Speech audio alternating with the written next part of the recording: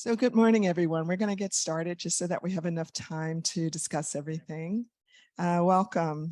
We're here to discuss the evolution of the mini grid. Yet before we get started, let's not assume that everyone in this wonderful room is an engineer. So with that, what is a mini grid? A mini grid is a set of relatively small scale electricity generators that are generally interconnected to a distribution network, but not always. And as most of us know, the distribution network is the tailbone of electricity. It delivers, and in most jurisdictions, the owner, energy company, or utility is obligated to serve electricity to the people in a specific geographic location.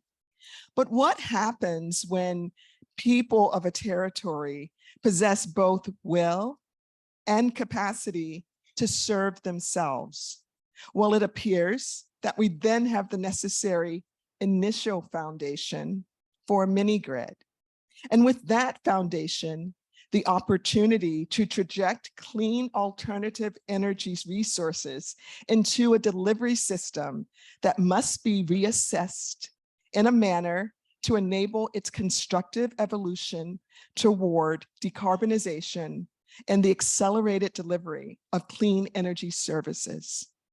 To that end, in this session, we will hear from experts: Tim Wood, Alan Yeats, Torin Soni, Solomon Nakanyam, and Jundogo Hada.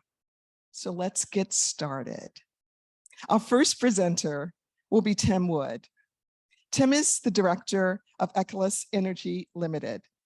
He will speak this morning about hydrokinetics power as a base load renewable energy source for distributed energy networks and off-grid communities. Tim?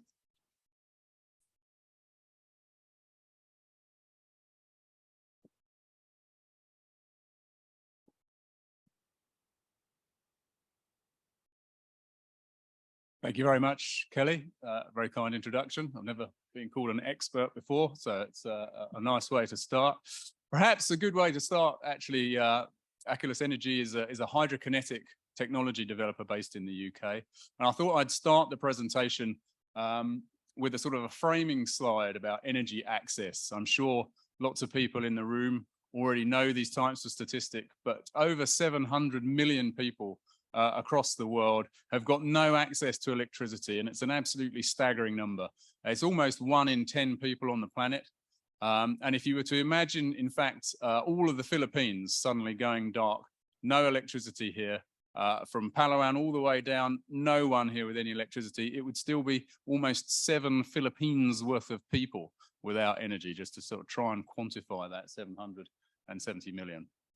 And in fact, energy access got worse last year, according to at least 2 of the agencies, as a result of conflict around the world and of natural disaster.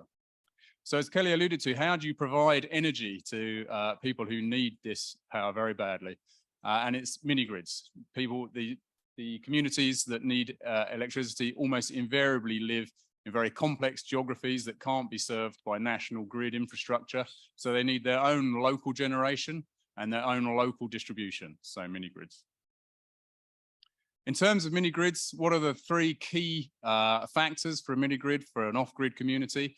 It's got to be cheap, reliable, and green. They're the 3 basics. They're the 3 keystone metrics you've got to hit. So cheap to build and cheap to maintain. If you're looking over long life cycles for distributed energy projects, actually the cheaper your operations and maintenance is, the lower your cost of energy over that whole time. Reliability, you need to flick a switch and know that the power is there. So 24/7 power. I'll talk a bit more about that later on as well. And the infrastructure itself has got to be easy to maintain. Green, it's got to be low carbon generation. Of course, everybody needs low carbon generation, whether you're on a remote grid or on grid. But it also has to be using as little and damaging the environment as little as possible. So as little land use as possible, minimizing infrastructure, and of course respecting the flora and fauna in the locations that these grids are installed in. So the second question I get asked after how do you pronounce Achilles is what is hydrokinetic? And so I thought I'd just do a quick slide there. It's the energy generated by a movement of a body of water. And in fact, in the renewable energy sector, it's come to specifically mean river energy, the movement of river water. The technology itself is almost identical to tidal stream in many ways, but tidal stream, of course, looking at oceanic bodies of water. Both of them are distinct from traditional hydropower. So traditional hydropower uses a man-made infrastructure to create an elevation change in the water course, and that's then what's used to generate the power. But hydrokinetic just uses the motion of the river undisturbed by infrastructure. The curse of the pointer. There we go.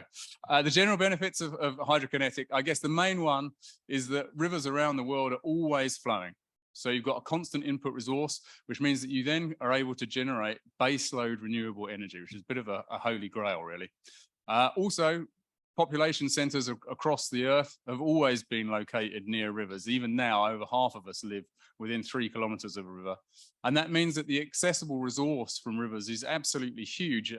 One of these meaningless figures, 58,000 terawatts a year. But to quantify that, that is double what the electricity usage was across the globe last year. So it's a huge accessible resource. This is the bit where I shamelessly plug our own technology, but this is our floating platform, Hydrokinetic Platform. It's useful to have a case study so you can see how we hit the 3 sort of key markers and then look also at how it services the sort of evolutionary aspects of mini-grids as we go forwards. Perhaps the next slide is slightly clearer. This is a computer-generated slide, a computer-generated image. All the rivers that we operate in are murky enough that we can't get a good underwater shot of it. But ostensibly, the unit is a trimaran that sits in the river. It's moored statically in the river, and it has 2 large vertical axis turbines. As the river water flows past the unit, these turbines spin and create power. So ostensibly, you can think of it like a floating water mill. So how does that hit the metrics of cheap, reliable, and green? Material selection is absolutely key, and the floating platform is actually one of the big cost drivers in the capex of these systems. So we're using concrete. It's a cheap material. It's also obtainable absolutely everywhere. Everybody knows how to use concrete, no matter where you go. They've been using it for ages. So it means that that large capex is reduced and to make the overall capex cheaper. Off-the-shelf equipment wherever we can, as few bespoke items as possible, and all the main equipment is above the water, so it's easy to access. It means that your cost of operations and maintenance is decreased. Constant power. If you've got a set cost for a project, then the more power you produce, obviously you bring down that levelized cost of energy. Lots of the same reasons then for also being reliable. Concrete is brilliant, it's obtainable, but it's brilliant in a marine setting as well. It's very robust in marine applications, and it means that you can have extended project life cycles, up to 50 years. Redundancy in generation, I showed you earlier, we've got 2 turbines. So if you're maintaining 1 turbine, you can still be producing power from the other turbine. And again, all the equipment above water, it means that you suffer much fewer failures. The fewer electrics that you put below the water, the better in general. And again, that constant power, flick a switch, you've always got power. Lastly then, for that last key metric, green, because we're producing power all the time, we don't need large energy storage. The unit itself is not a huge amount of infrastructure. There's no invasive dams, and the land mass requirement is negligible. It's just for the distribution and the mini grid. The other question we always get asked, are the fish okay? The fish are also okay. Vertical axis turbines much friendlier from that perspective as well. So this is the slide that I probably want to spend the most time on.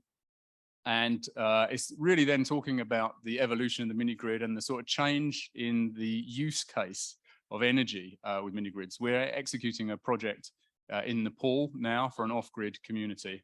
And of course, people are excited about getting domestic power. They want to have lights in the evening and they mostly want to charge their phones.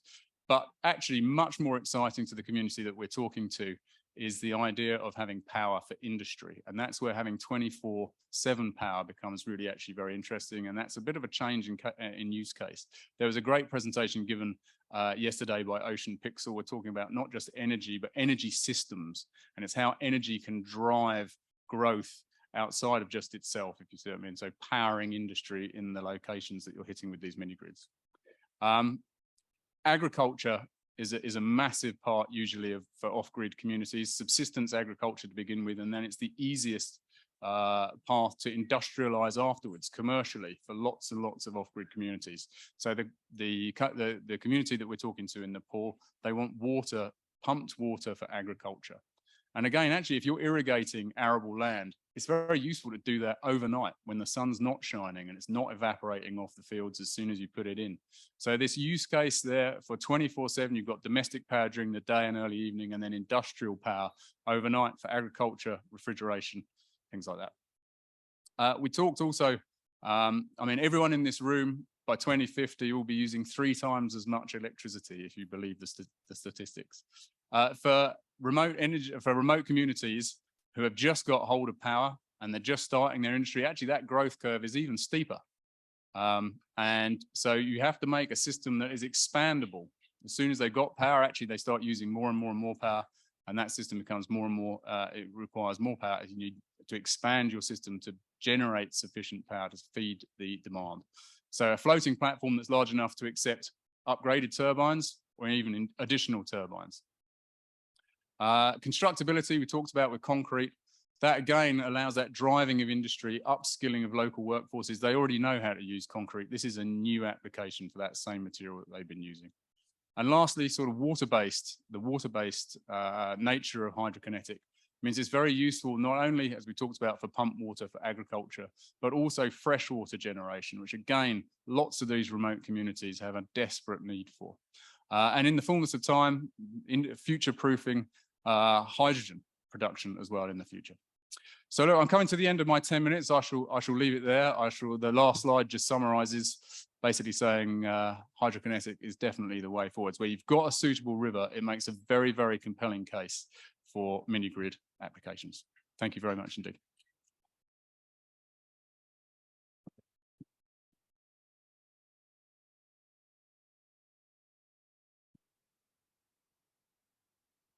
So our next speaker, first of all, thank you, Tim. Thank you so much. Our next speaker is Alan Meets, and Alan is Vice President of Advent Technologies. Alan will speak about fuel cells and using liquid fuel for grid resiliency and microgrid applications. So Alan.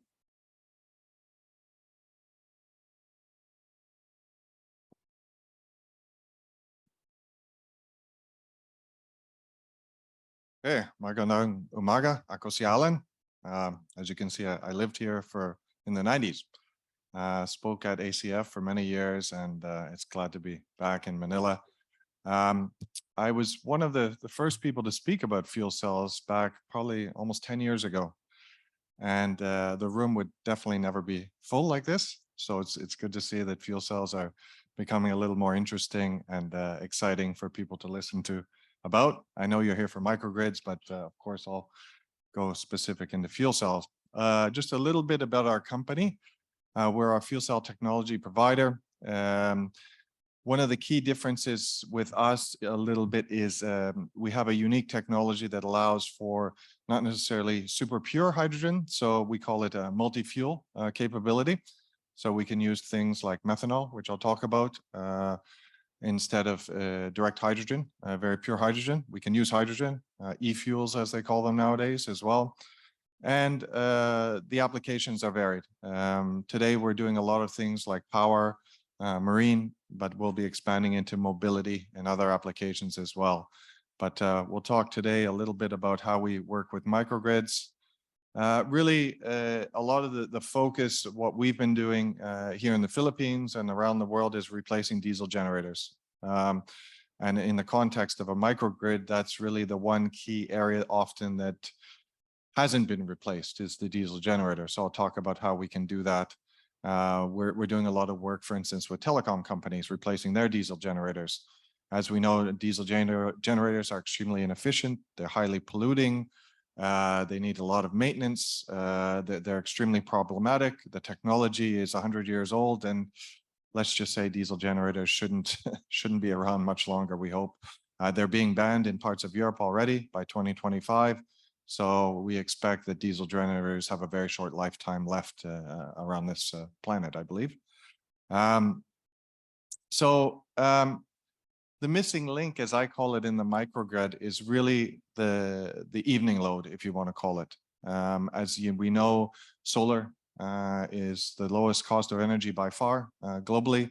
We're seeing huge introduction of solar in microgrids globally, of course, where there maybe isn't access to a river. But at least in a lot of microgrids, of course, we've seen this great growth of solar paired with batteries. But what do you do with the evening load?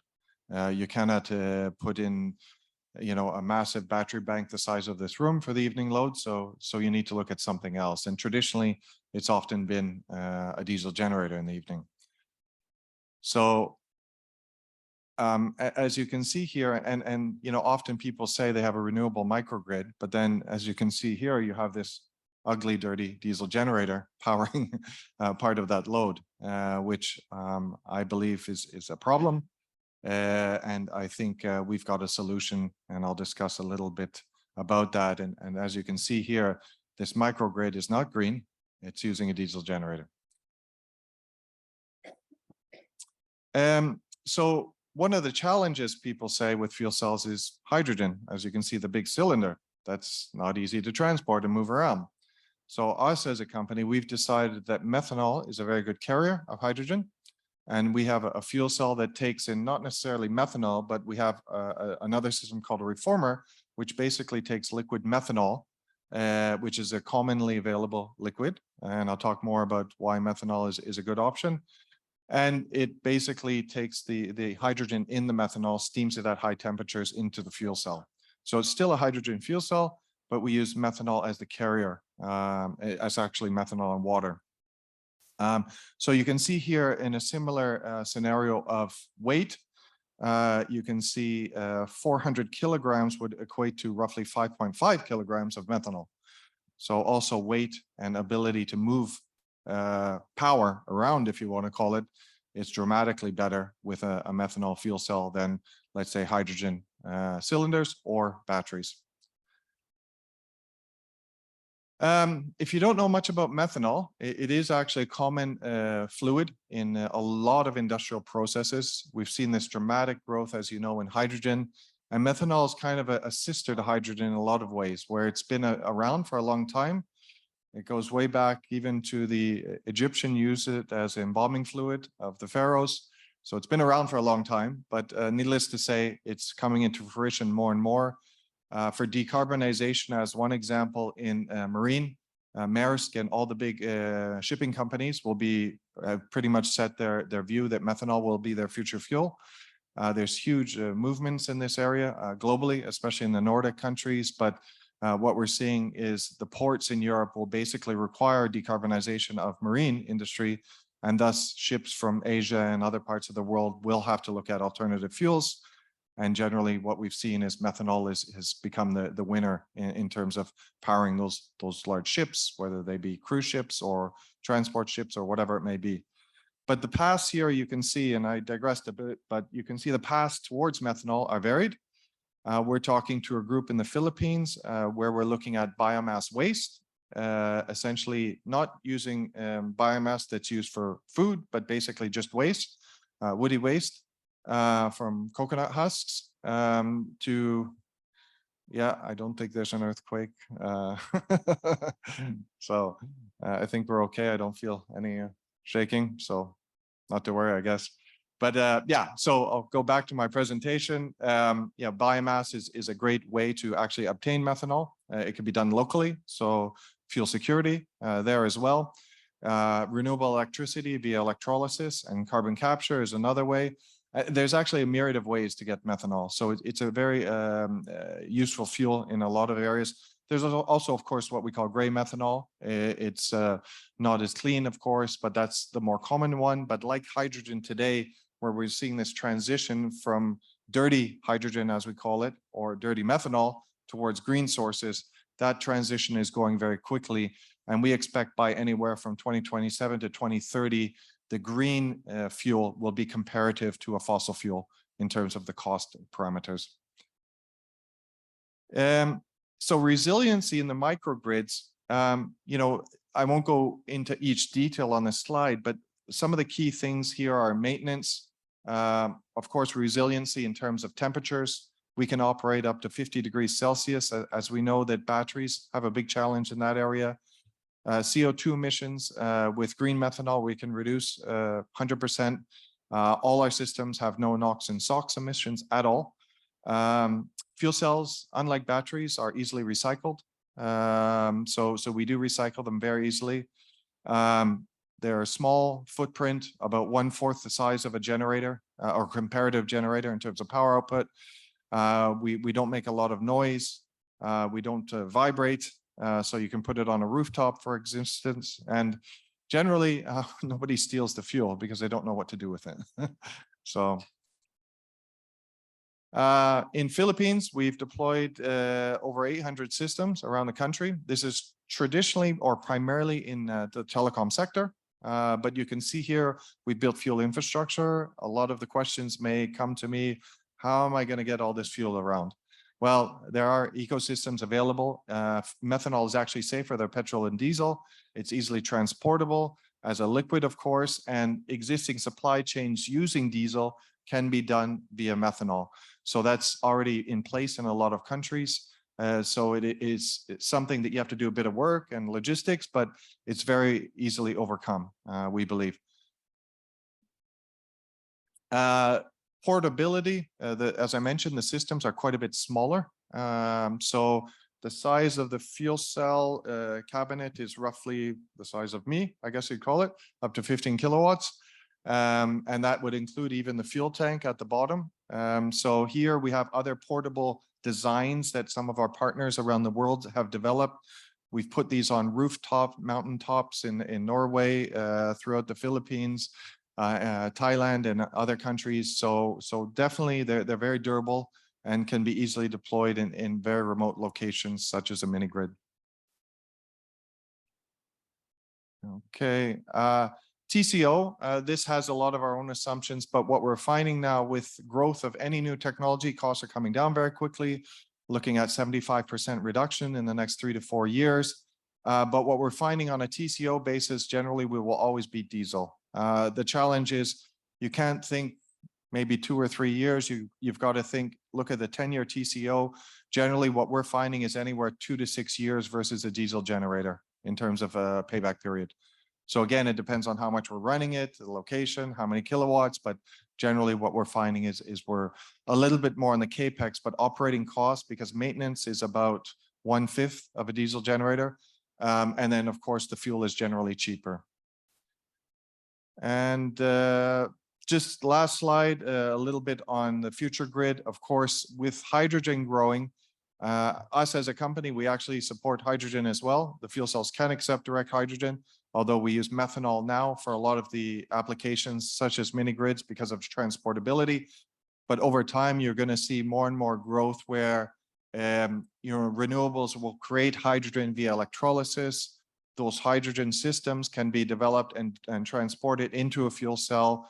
And you can see that circular ecosystem, because one of the missing links, as we know, with renewables is storage and transport. And of course, with hydrogen, we believe that the ability to use excess renewables to create hydrogen is a very logical step. You see, obviously, in North Asia, Japan, Korea, China, Europe, North America are moving very aggressively on their hydrogen developments and societies. And now India is moving quite aggressively. So you're seeing this ecosystem developing very quickly. And that said, thank you for your time. I'm sure there'll be some intriguing questions, and thank you again. Bye.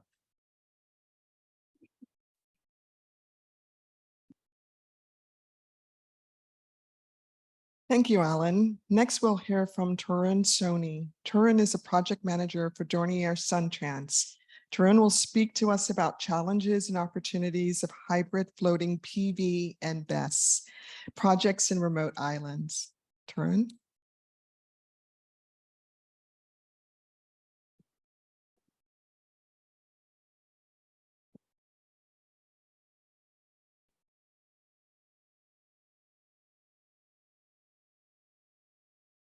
All right. Good morning, everyone. It's truly an honor here in front of you to present my findings on challenges and opportunities of floating solar and battery storage system in remote islands. I would like to start with a short video actually.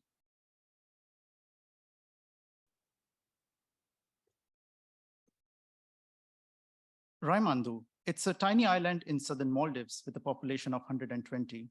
So everyone knows everyone and a sense of community prevails. During my recent mission to Maldives, I had the opportunity to engage with the children in Ireland who were very thrilled to learn that the serene water that they are currently playing in holds the potential to provide them with energy security. For these children, this would translate into fewer power interruptions during the evening time and increase in the community engagement. Such positive impact is made possible through a visionary floating PV and battery storage system, which is proposed by the government of Maldives and supported by ADB. Diving into the presentation, we will explore the factors, what's driving it, what are the challenges, and what opportunities do they present. Additionally, we will also discover how the advanced tools can help us in making right decisions. So floating solar is rapidly growing technology where you set up or install solar panels on the water bodies. Recently, there have also been many technological advancements to have the floating PV near shore as well as some offshore. That is the reason why it has emerged as an integral part of clean energy solution. It plays crucial role in mini grid development and by offering decentralized power generation and improving energy access for communities beyond traditional grids. These islands often rely on unreliable diesel generators for their power needs. Along with the fluctuating prices, they also have to deal with oil spillage during transportation, which causes flora and fauna damages. While installation cost of these PV plants, floating PV and the hybrid system would be slightly higher initially, but in the long term, due to their operational and maintenance expenses being lower, it pays out rather quickly. There have been a lot of technological advancements, as I said, which has led to a projected market development of around 27 billion by 2031. So overall, floating solar, along with the BESS, enhances the resilience and sustainability of mini grids, contributing to a cleaner energy. Taking a dive into the Notable Maldives project, which as we speak is the largest solar IPP in Maldives, covering more than 20 islands. This comprehensive project incorporates a diverse mix of different technologies, floating, rooftop, also elevated ground-mounted structure, along with battery energy storage. The project encountered significant challenges, both technical, contractual, due to the dispersed or scattered sites. To overcome these challenges, a careful analysis of the load demands, projections, and the existing infrastructure was conducted to determine the capacity of the PV plant and battery storage system. Leveraging the available space on each island, the total proposed PV capacity was judiciously allotted to different energy mix. The successful resolution of these challenges were also achieved through collaborative efforts from ADB Energy team and ADB OPPP team. While the energy team handled the battery and grid infrastructure through a dedicated EPC tender, the OPPP team consolidated the scattered sites into an IPP tender for PV plant development with the potential for future community-based PPAs. To attract the private players, a crucial aspect is identifying suitable sites and accurately sizing the system. This is where the advanced tools can greatly enhance our decision-making process. Before we dive into the details of the tools, it would be perhaps helpful to provide a brief overview of the development process, specifically focusing on the site screening. It involves a desktop-based study aimed at identifying any potential challenges at a very early stage. During this phase, several key parameters are assessed, including solar resource assessment, environmental and social impacts, geology, hydrology, bathymetry for floating PV. Each of this parameter is carefully evaluated with its impact being weighed accordingly. Through evaluation of these factors, they allow us to determine the correct feasibility and help us in sizing the PV plant.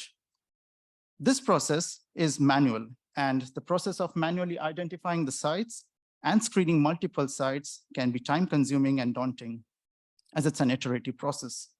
So to address this, we have developed an advanced GIS multi-criteria analysis tool, and this tool simplifies the site selection process by integrating various parameters, including technological, social, environmental, and climatic factors.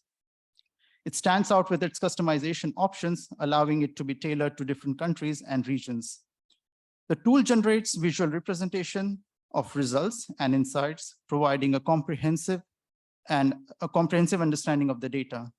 It streamlines the decision-making process, providing superior results and leveraging the geospatial data. Saves time, resources, while ensuring optimal choices are made. We have deployed this tool so far for Maldives as well as for Sri Lanka project, which is funded by USAID.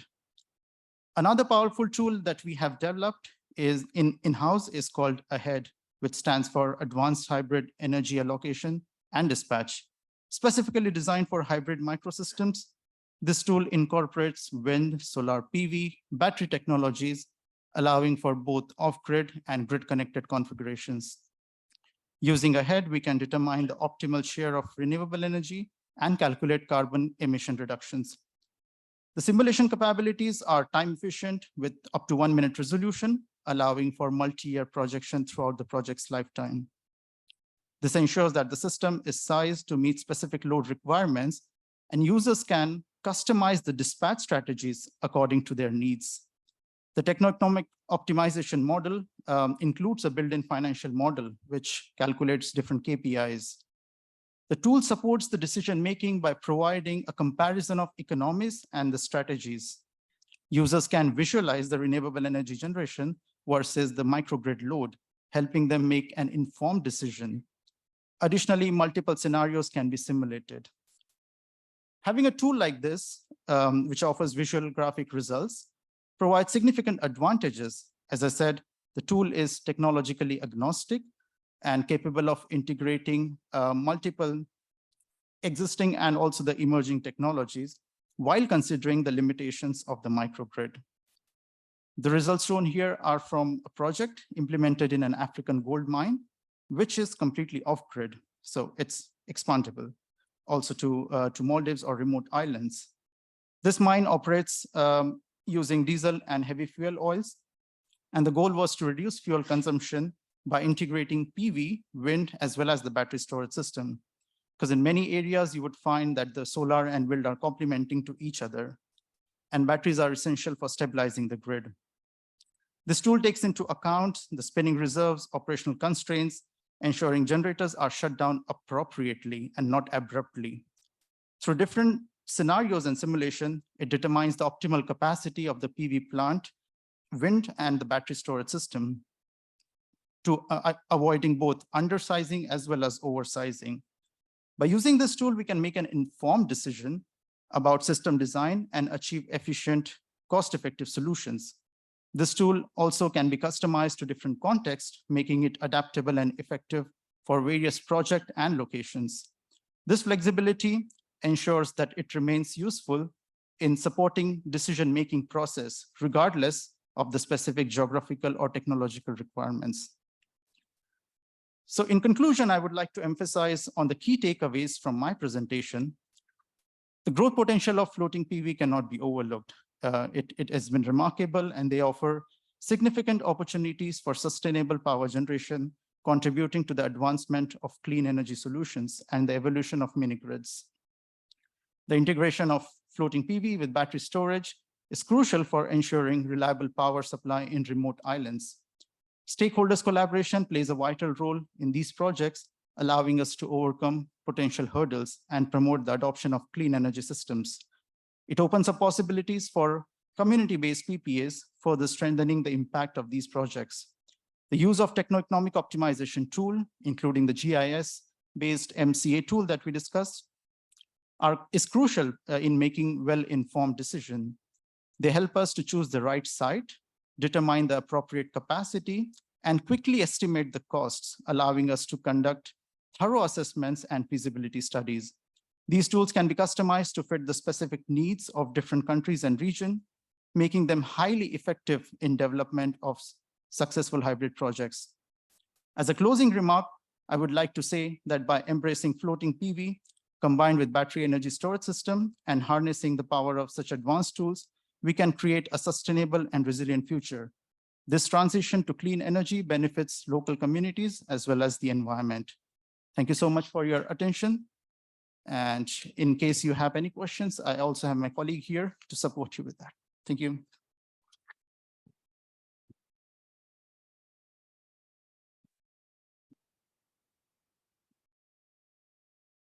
Thank you, Tarun. Now we'll hear from Solomon Nakayam. Solomon is a modern energy technical lead for ABT Associates, Inc. Solomon will present on USAID Mongolia's energy governance activity, particularly Mongolia's call for innovative solutions in, that is, mini grids. Solomon.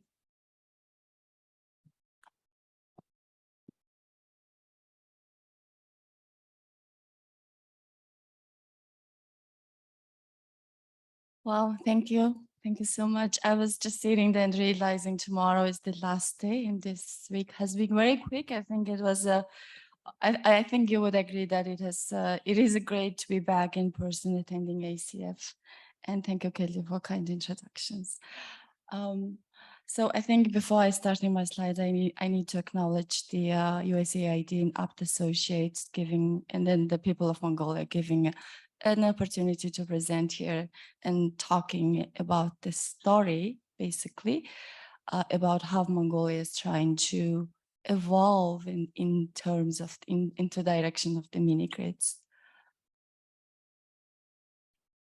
Okay, this. Next slide, please. Okay, oh yeah. Oh.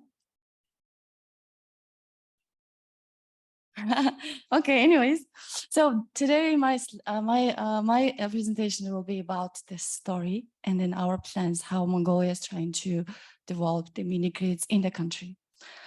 So before, without ado, maybe I should be telling that the Mongolia is in very uniquely in a position in terms of the resources. We have abundance of the fossil fuel, which are coal, and also we have a very good renewable resources. We have 25.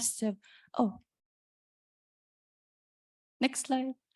Okay, so basically, so we have 275, 200, yeah, 200 around 260 sunny days, and we have lots of coal, wind, and from the other side, we are one of the richest country in the coal.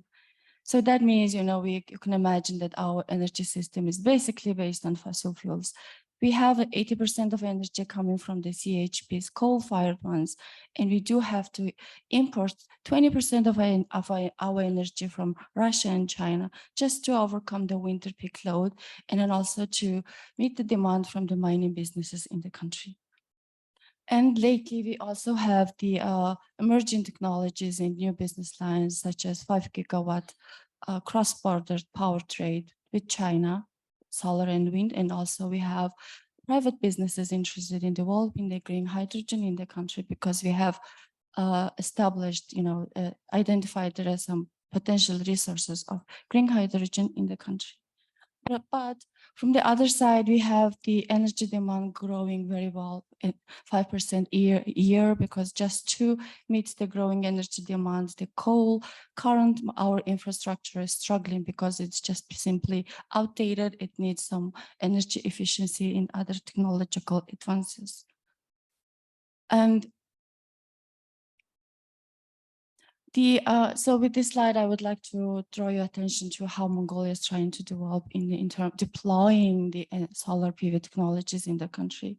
We had very interesting slides from technology developers, but our story is about how we are deploying solar PVs. It started 23 years ago with the government of India, World Bank, and other development partners on improving electrification in the country. Currently, we have 98% of people have power access. So mini grids and solar PV technologies, it's about energy security, energy independence for us. It's not about electrification, but it's more of improving the quality and how to Mongolia could improve its energy dependence and energy security. And in addition to that, we have also air pollution issues, clean transition, clean energy issues. And yeah, so in terms of first, maybe I should give some details on how much, we have the power blackouts and interruptions just because of the natural, the weather issues and also some technical issues. And we do also have some, a person who lives in the GER districts or peri-urban areas or in remote islands, they do have any issues to charge their phones. They have the power, but there are some issues when they would like to simply to charge their cell phones or cook rice. And then that's we cannot, nowadays people cannot imagine life without cell phones and cellular networks. So it's really a matter of comfort and security for them. So over the past 5 years, government of Mongolia is trying to improve the net metering and solar rooftops, and also to deploy more enhancement into the mini grids in PV and battery storage system. We do have the regulations in place. That regulation approved 3 years ago is actually a bit not really user-friendly, because simple household who would like to have solar rooftops, they have to go through rigorous permitting processes. They need to have professional designer for their 20 kilowatt solar rooftop, and they have to go to the outsourcing professional companies, get permissions, special license, etc. So it's really hard. So we need to, the government and people are taking into attention that it needs to be improved. From the other side, from the financial front, the local commercial banks also trying to promote solar PVs. But it's very hard for many Mongolian people, because the commercial banks usually ask if they have other ongoing loan with those banks. And it's hard. Many of the people have mortgage loans, pension loans. It is hard to get the loan for those only innovative technologies, even though the papers say so. Oops, sorry. So with that context, USAID, my company, we have conducted a pre-feasibility study on cluster of educational facilities. And as you can learn, I think you would agree that usually when you would like to pilot something, introduce some technologies, especially for this development projects, the educational health facilities are a good starting point. So we are also starting from there. And we can see that technically, it's possible, because it's a proven technology, it's solar PV in combination of battery storage system. But the issue is that the challenge is that viable financial model, and also in addition to the poor awareness of the community. There are some limitations we need to address. I think the upfront one is Mongolia doesn't have cost-reflective tariff system. It doesn't allow private sectors come in. It doesn't allow the investors interested into making a business in the energy space, and also to provide good quality energy services to the people. And there are some also gaps to address in the streamlining the permitting process. And of course, the most important part is that the market needs to derive, they should be wanting these new technologies, and we need to increase the awareness in this regard. The main directions for the country, and I think everyone else here we see that energy efficiency and renewable energy technology should be hands with each other. It's about consumer behavior. It's about deploying the clean energy technologies. It's about how to maintain and those technologies and make it more scalable and bankable for many others. And for the financial models, and for also the financial institutes, we are looking into the innovative financial mechanisms that would actually have correct or the balanced ratio of the grants, subsidies, equity, and other assets. And I think, for other countries, I think for island countries, it's about an issue of electrification. But for our strategies to really make sure that this is health and energy security is one of the key messages we would like to talk with the government and to get the buy-in, and also provide policy support that needs. I think that's the my end of my slide, but yeah, I would like to focus on that. So we have 4 more years to complete our project in the country, and we'll be looking into how we could actually pilot the technology with using the small grants we have in our program to pilot it in the first, introduce to the people, have them more interested, and also creating market space in the energy sector in Mongolia, and would like to have more private sector and more technology providers and technology suppliers in the country. And that would actually need more other work, technical assistance work, capacity building, and also engaging with the public, and etc. So I think, we were attending all those great sessions, and my key takeaway from this ACF is it's about collaboration. It is about action. So this technology, mini grid, country specific thing might be old for you, but it's very new to Mongolian context. And we are really looking forward to collaboration and action so that we have this energy transition and we have cheap, green, reliable technology, but it's more of affordable, reliable, and also sustainable opportunities for us. Yeah, and then thank you, Salamat po, and wish you all good health. Thank you very much.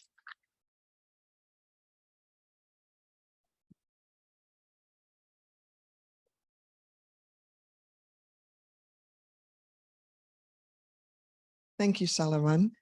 Last but not least, we're going to hear this morning from June Dongol Hada. June is a senior program officer for the Swiss Agency for Development and Cooperation. June will speak about the sustainable renewable energy model in Nepal. June, welcome.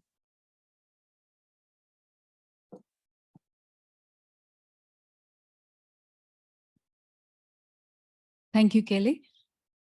Good morning, everyone. I'll just speak about this small hydro case story from Nepal. Yeah, the storyline of this case story is basically what made this small off-grid hydropower a sustainable, model since last 30 years and still operating efficiently in the country.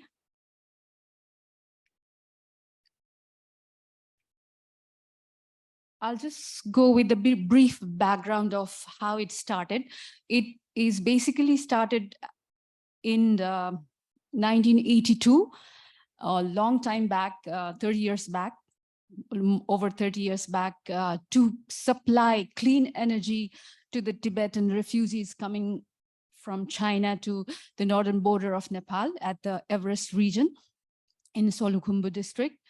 So that was the story, but that was upgraded in 1991 to a more capacity, like it was established as 200 kilowatts of grid hydropower, upgraded in 1991 as 400 kilowatts, and then it was expanded to 0.6 megawatt hydropower in 2013, simply because there was lots of demand locally.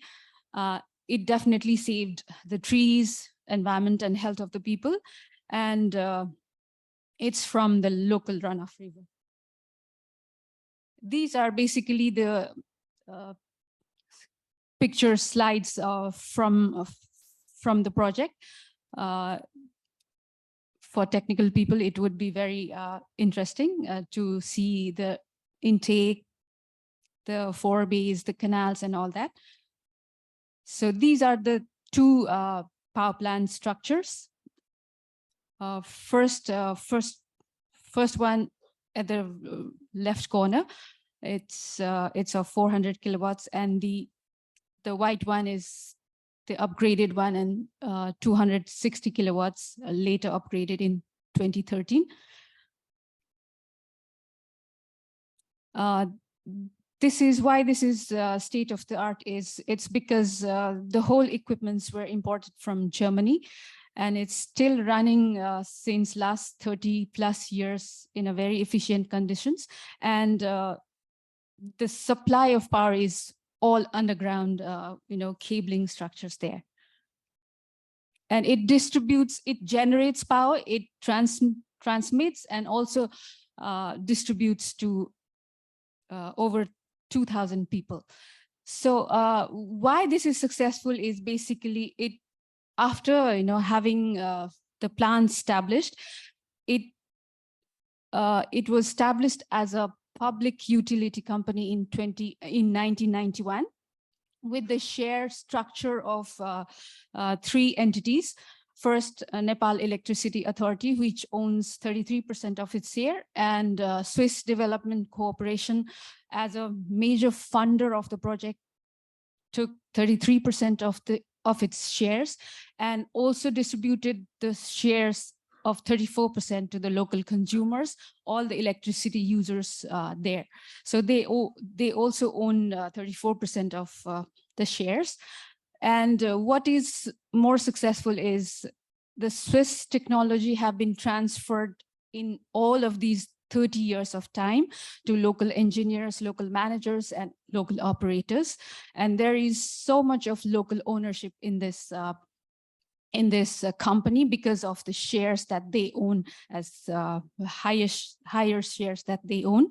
And it is a profit-making company. Profit is required to sustain the company, but it doesn't distribute the dividends as such. So the retained profits are reserved in the company for major maintenance that would be required, because this is a very sophisticated hydropower company itself.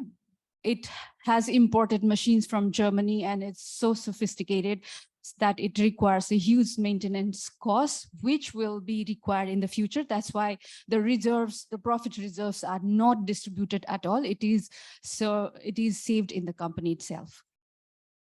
And that is not only enough, because we thought that we should also explore alternatives to connect with the grid, so that the locals will benefit more, because there is increasing demand of electricity every day. So we negotiated with Nepal Electricity Authority, which also owns 33% of the shares.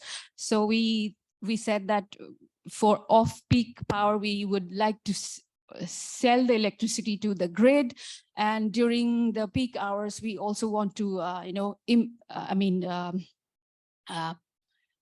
do you call that? Buy electricity from the NEA grid.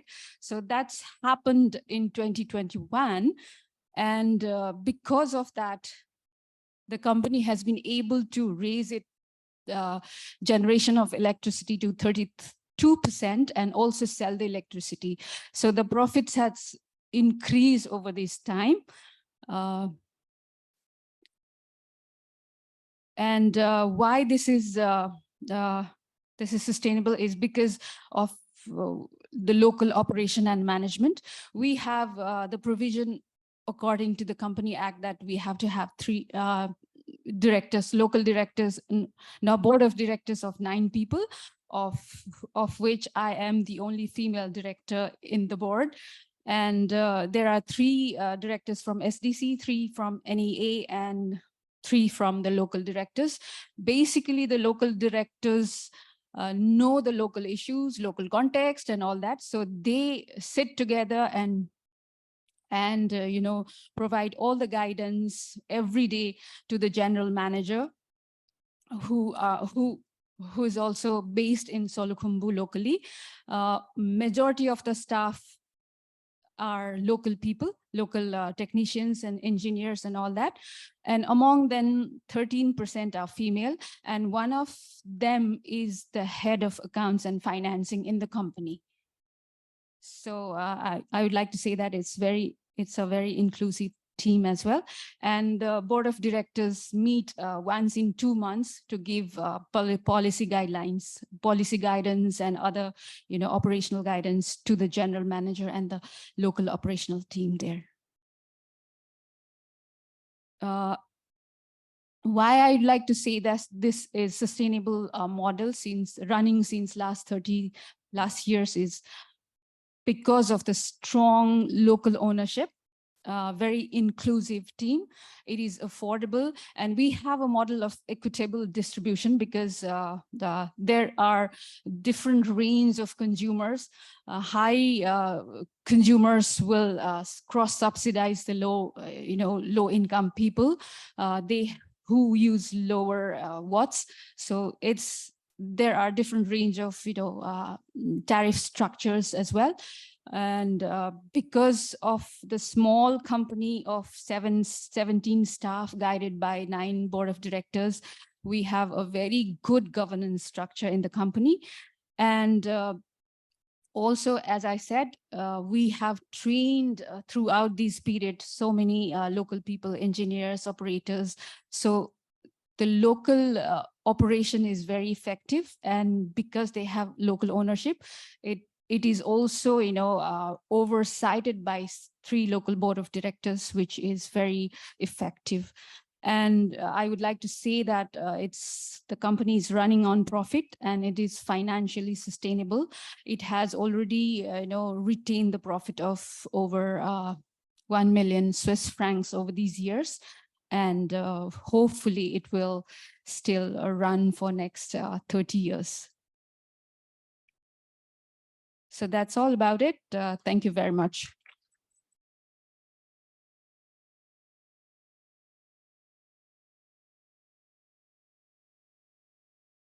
Thank you, June. So that moves us to Q&A. So I'm going to ask all the panelists to come up and have a seat at the table, and we'll move forward with discussion with the audience and some questions that have already been asked.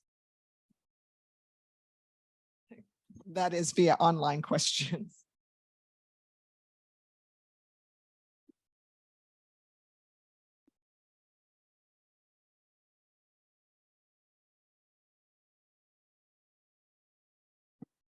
Again, thank you so much for your presentations. They were very insightful and gave us a great deal of information with regard to how mini grids are formed and how they are maintained. Before we go into the Q&A, I just want to ask each of you a general question, because we heard about 2 types of sort of community involvement. When we speak to the mini grid evolution, we seem to often have either an industrial, commercial, ring-fenced geographic area or areas, some completely independent of a distribution grid, or we have a small residential community with cottage industries and or micro and small enterprises that have, as a community, decided to serve themselves. So I ask each of you, please, for either, could you share your opinion on whether mini grids should evolve into an integrated system or remain self-dependent? Self-dependent being a series of unconnected off-grid mini systems. And when you answer the question, can you proffer your rationale for your answer? Thank you. Tarun, we'll start with you. Sure, thanks, Kelly. As you rightly pointed out, there are 2 or 3 ways to look at it. What my opinion is, it depends. It depends on the context. So the remote islands, as I was speaking about, they do not have a lot of option to evolve into a very highly sophisticated grid. So for them, the challenges are logistical challenges are different compared to a small grid, which can expand into a more sophisticated grid. So I would say it depends on the context. However, there is certain probability, or there is certain possibility of evolving also this mini grid into different energy sources. So I spoke about the PV plant and the floating PV and the battery storage. I really liked also Alan's presentation on the fuel cells. So that is the way I think it can grow into more sustainable thing. Thank you. Alan, I'd like to move to you. Yeah, I think. Oh, sorry. Yeah, I think it really depends a little bit on location. I think a mini grid often is serving the local community. So that's probably the first goal of most mini grids. Beyond that, as was mentioned in some of the other presentations, where there might be excess energy, and let's say the next community could ascertain some of that energy as well. So I think the first goal of most mini grids is fairly independent at the beginning, but it could evolve if there's extra energy to serve, let's say, other communities in the area that may not have this availability of their own local grid and support other communities. So that's my thoughts. Thank you, Alan. Tim? Oh, yeah, it's a good question. I think I share Alan's view and Turin's as well. It's location specific. It's also sort of time specific as well. I think often we're looking at mini grid projects where there's no access to the main grid at all. And so you're starting and it's very focused on just that community. As June said, community ownership or part ownership of the project is also incredibly vital to ensure the success of the project. And in fact, the project that we've been carrying out in Nepal, one of the villages that we go through with our transmission to get to the village that we're serving power already has distribution and will be electrified via the grid. So at some stage, there's a possibility to link it in to the grid, and that gives a commercial opportunity then to the community eventually as time's passed on in terms of selling power, excess power back to the grid. But I think to begin with, as Alan says, it's focused on the community itself. Thank you, Tim. June? Yeah, as I said, it depends on, it also involves with the timing, right? Timing. So the hydropower that I shared, it was started off with off-grid mini hydro back then, 30 years back. And it's only about in 2021 that we have got the opportunity to, connect with the grid. So there are, there is an evolution of, how we keep that going for a long period of time, whether it's going to be isolated mini grid or can have opportunities to, connect with the grid and have more,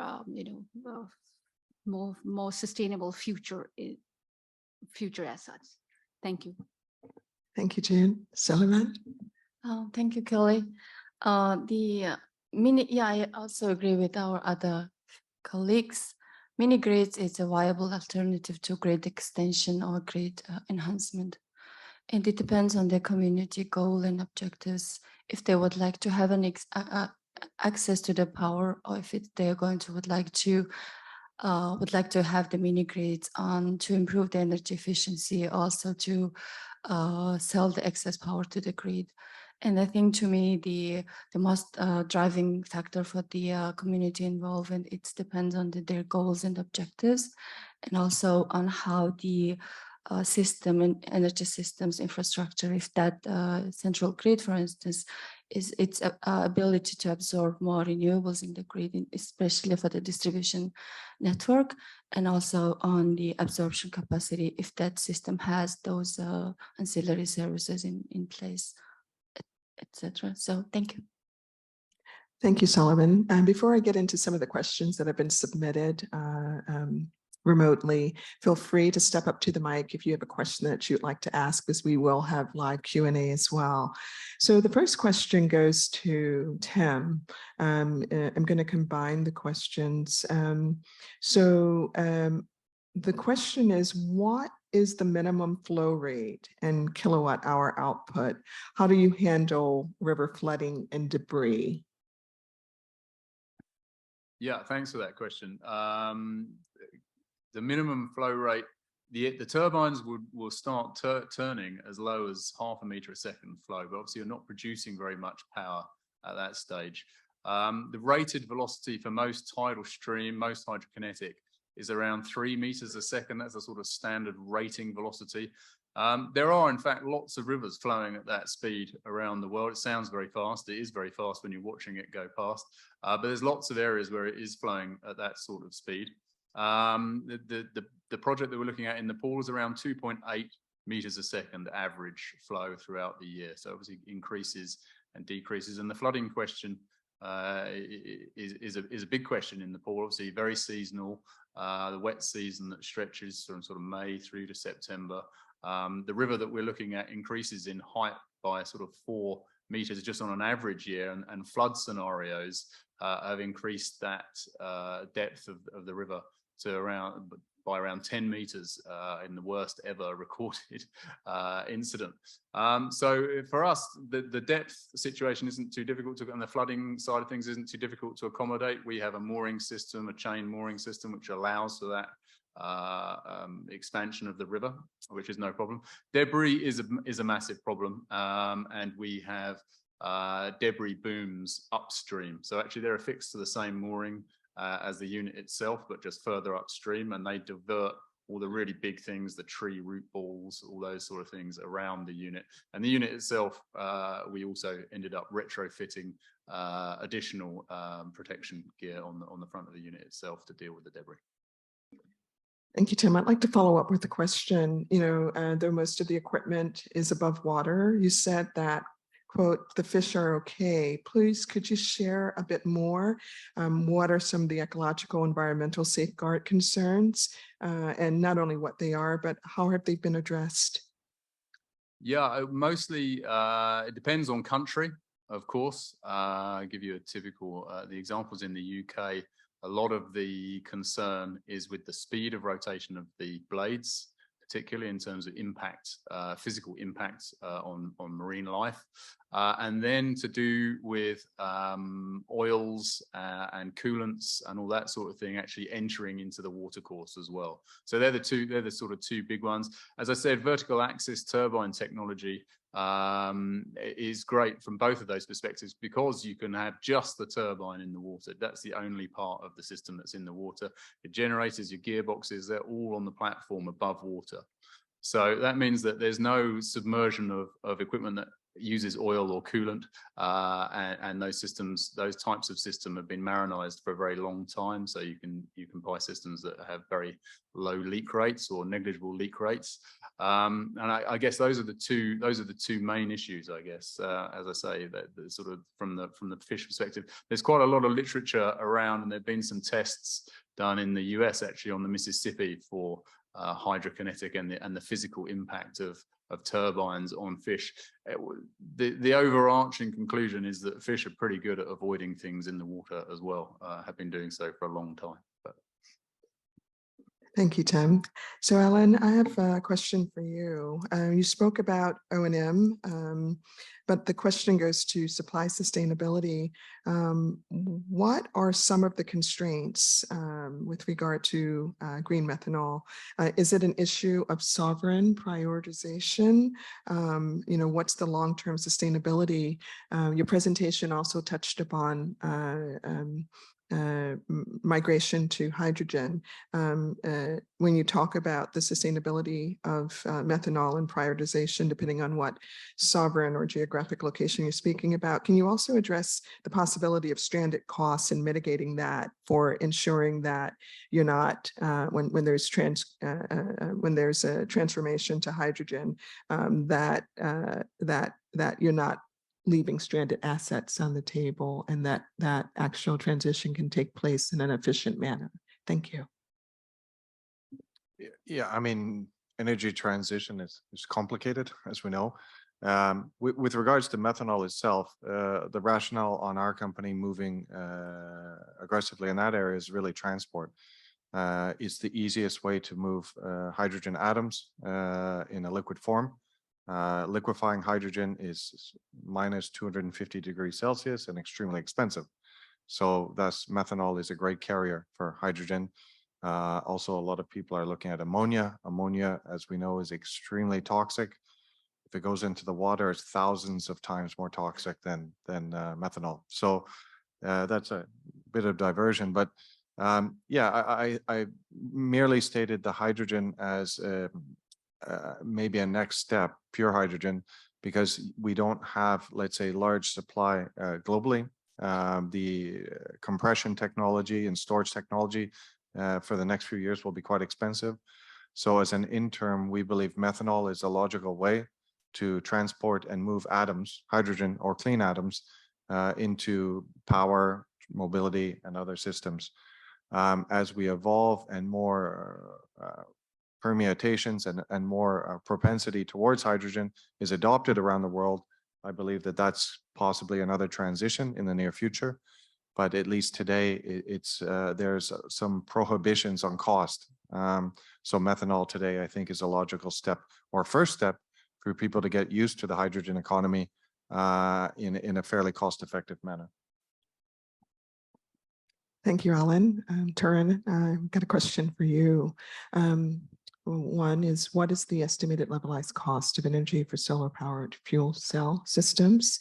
And any issue from the one installed in terms of, I understand, storms, winds, rough sea conditions, et cetera, being that we're talking about remote islands. Thank you. All right. Thanks, Kelly. That's a good question, actually. So regarding cost, it again depends.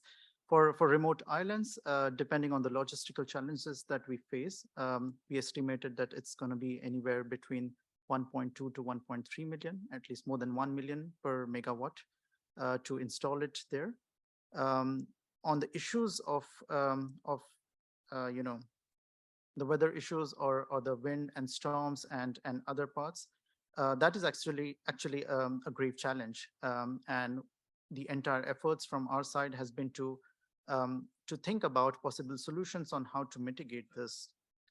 The easiest way would be to have it in lagoon, but what we are planning to have in such remote islands is near shore, where they are provided already with a natural wave breakers in most of the situations where we have the waves, but they are not surpassing more than 2 to 2.5 meters, which helps in ensuring that the floating PV stays wherever it is.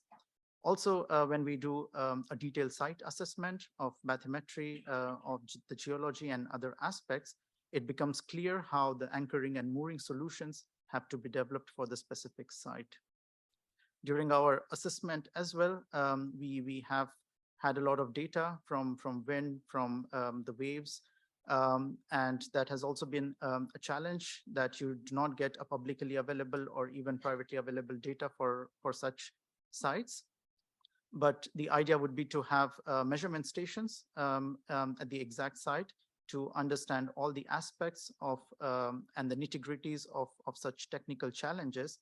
And there are technical solutions possible to mitigate them. Thank you.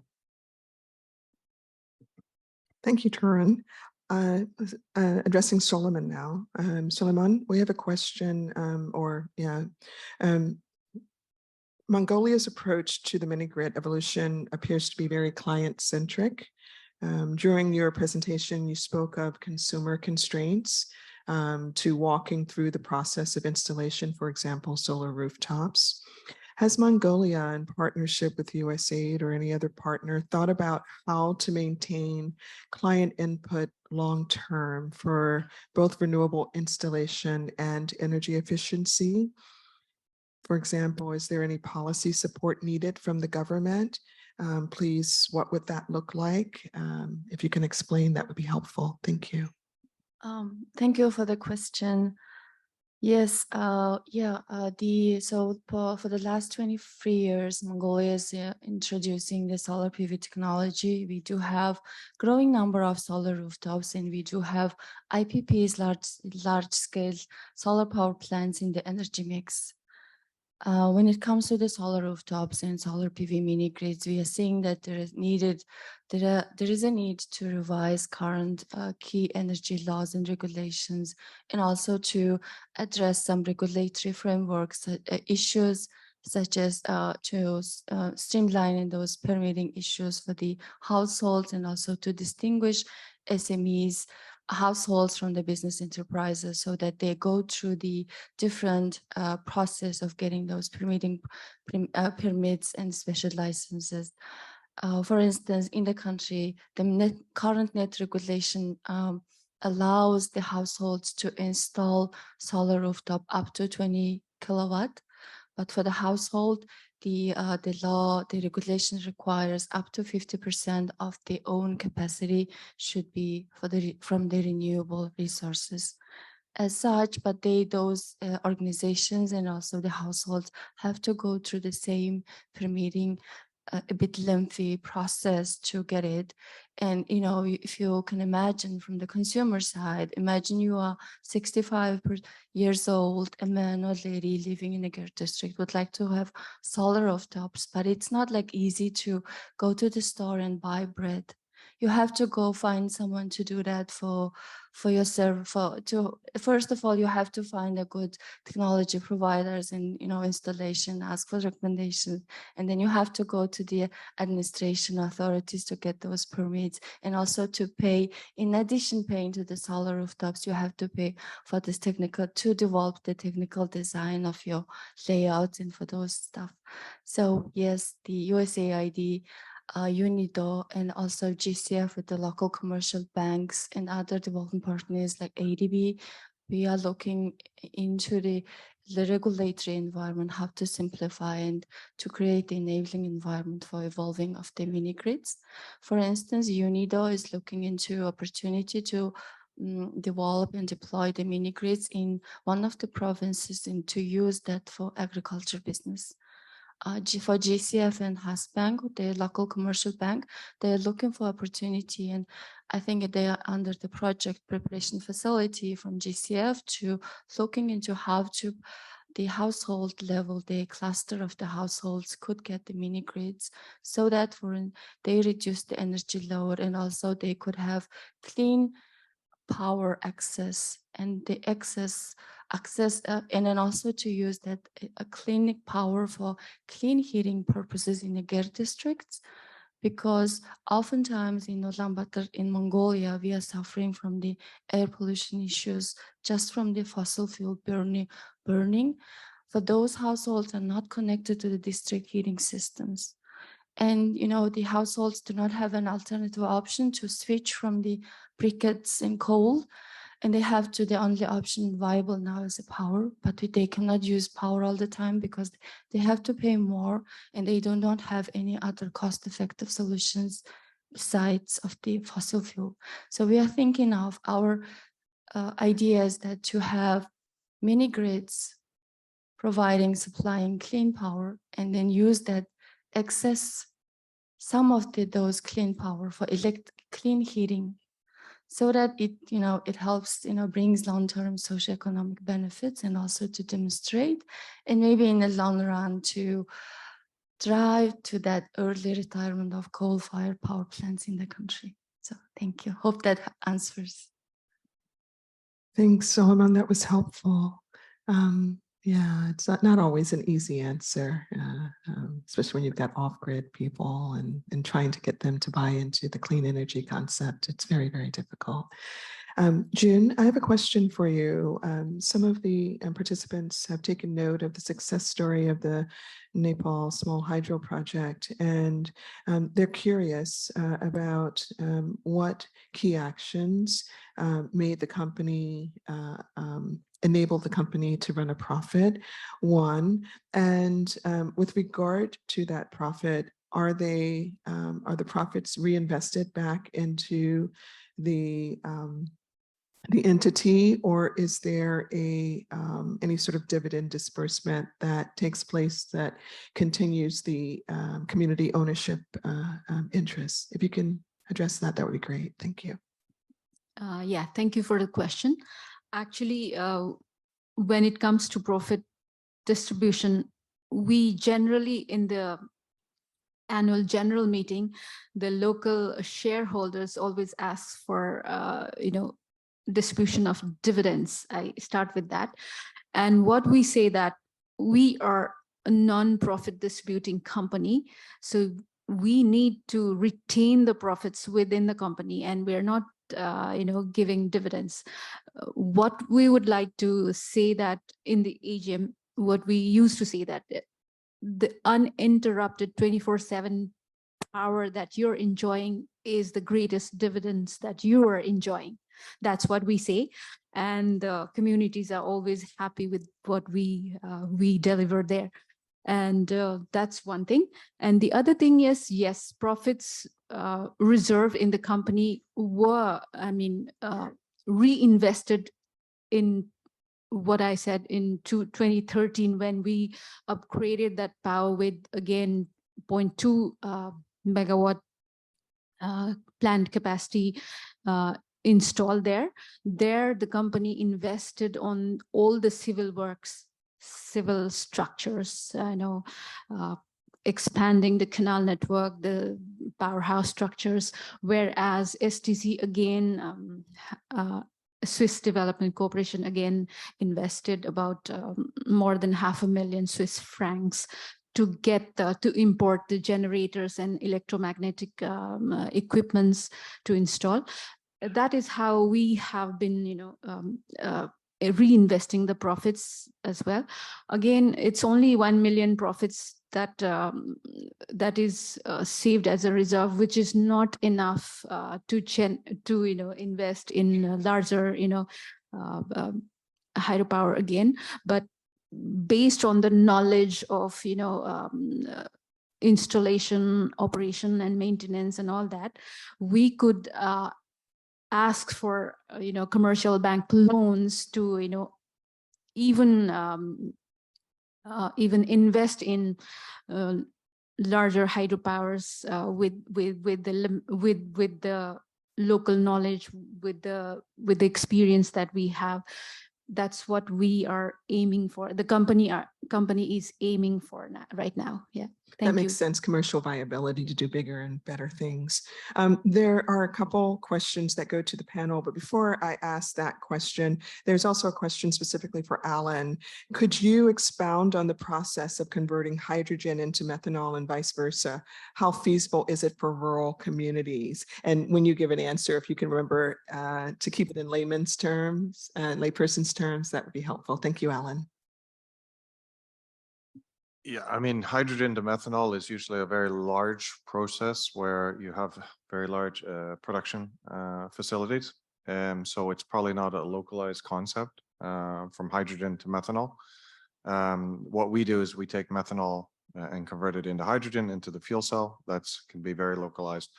When you're looking at a smaller capacity, there is a biomass to methanol. There's a lot of innovative technologies, which I don't represent, but there's a lot of great technologies out there which are looking at very smaller scale production facilities for biomass methanol, as we call it. So that area is growing. As I mentioned, there's a lot of new innovative technologies, and I think you'll see more and more advantageous expansion of that around the region. As I mentioned, I'm talking to one company here in the Philippines that actually is looking at doing this same concept in Mindanao to do biomass to methanol. Thank you, Alan. So I'm going to ask a question to the entire panel that's been asked. We've heard a little bit of it already touched upon in terms of trying to create some aspect of commercial viability. But the question goes to, as mini grids are small and mostly isolated, there are challenges for sustainable operations, especially financial. How can you make mini grids financially viable? I don't believe there's any right or wrong answer, so don't feel constrained by your approach. Just talk to your experience or lessons learned through your process. Can we start with you, Tarun? Sure, that's also a very feasible question. From my perspective, it would be innovative financing. We heard a lot about the innovation finance and the new business models which are coming up, which can help the sustainable grids get sustainable. And I think that that could be one of the ways. An example that I can provide you is also the grant funds actually in the Maldives project that I was speaking of. We have a climate fund, an Asia Climate Fund, which is providing an initial investment for the bidders to start the projects with. And it's given as an incentive to the bidder only after they are completing, let's say, 80% of the work. And the second tranche of this investment comes only after 1 year of successful operation. So it is designed in such a way to provide more incentive and encouragement to the bidders to make sure that they are providing quality work, as well as the community is happy with it. And only after 1 year of successful operation, they get the second payment. So this could be one of the ways where the grants which are there, the climate funding, innovative financing could come into the picture and make it more feasible. Thank you. Tim? I'm sorry. Yeah, do you mind if I go to Tim Allen, just because Tim hasn't spoken so much? Thank you. Yeah, sure. It's I think a lot of the technologies that are used in mini grids, possibly with the exception of micro hydro, are innovative in some way. Solar, I guess, not so innovative anymore. It's well-established technology, but the battery technology is really what costs the money in those mini grids. So I think at the stage that we're at, we're really looking at a lot of these projects being grant funded until that technology cost comes down. And as everybody knows, battery storage, there's a huge amount of investment currently in battery storage technology, and that cost is coming down. And the costs of the new innovative technologies, the hydrokinetic technologies, will come down over time. And I think it's a time question to make it affordable. Thank you. June? Yeah, definitely the upfront cost is very high. For that for such a mini hydro or microgrid, mini grid hydro, for those the cost of upfront is high. But as I said, over the period of time during the operations, we have to make sure that the consumers pay for its services, and that is what should keep these mini grids running over the period of so many years. And that has to be taken into account, that consumers will have to pay for their services. That's the main goal of sustainability of such a microgrid system. And before I ask Alan and Solomon if they have something to add with regard to this question, there was a question that follows up with regard to the actual tariff costs to the consumers under the Nepalese small hydro. Do you have that information with you that you can share? Someone was asking, yes. Yeah, in this small company, we have 5 different levels of consumers, from say 500 watts consumers to 3,000 kilowatts consumer per day. So the rates for each of these category differ. The highest consumers pay high, so that is how the cross subsidy between the highest payer and lower consumers are made, and made the pricing system equitable for all the 2,000 plus consumers there.